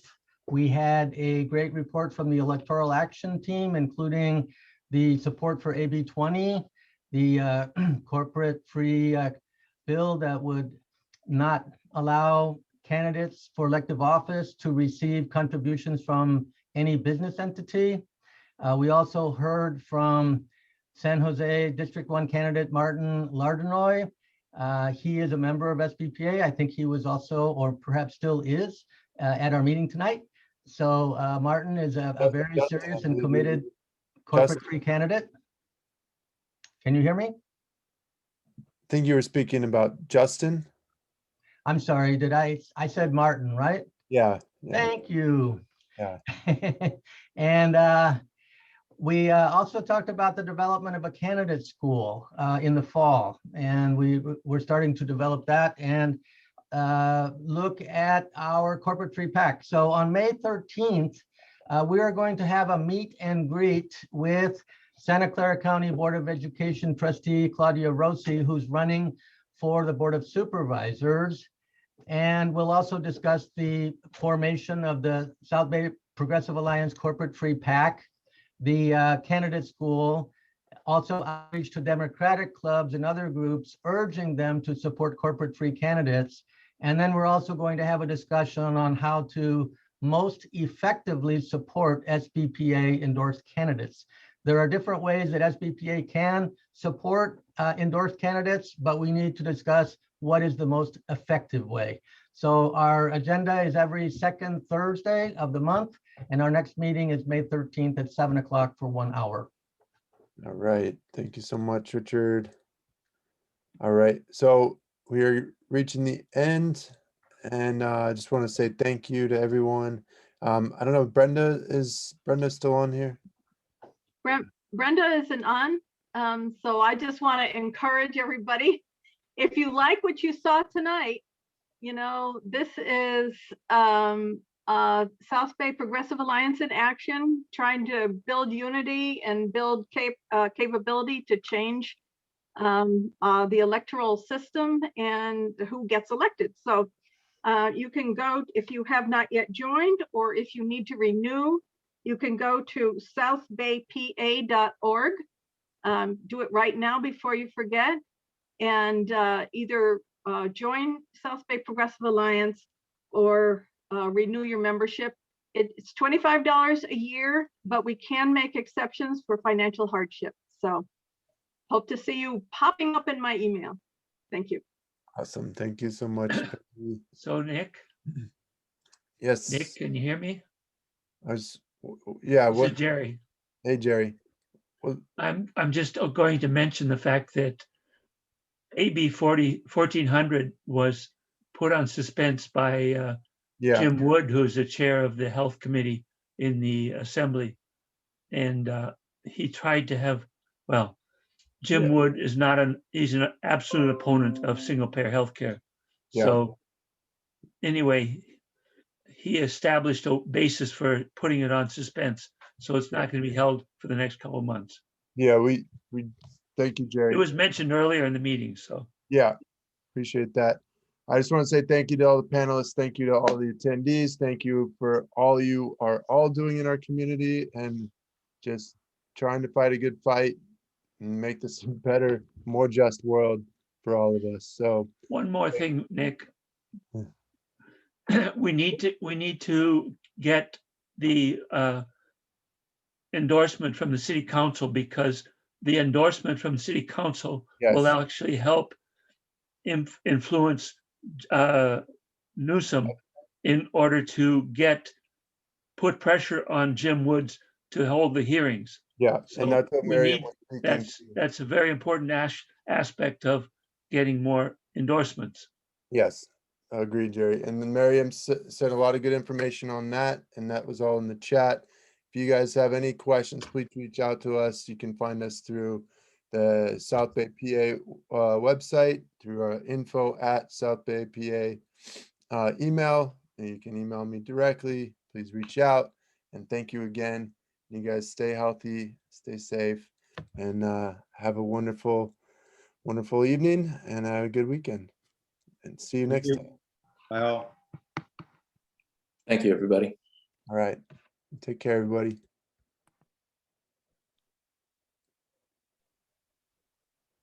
All right. Okay, Peggy, I think we're all. I think so. Well, people stuck with us for the most part. So even though we went half an hour over. Yeah.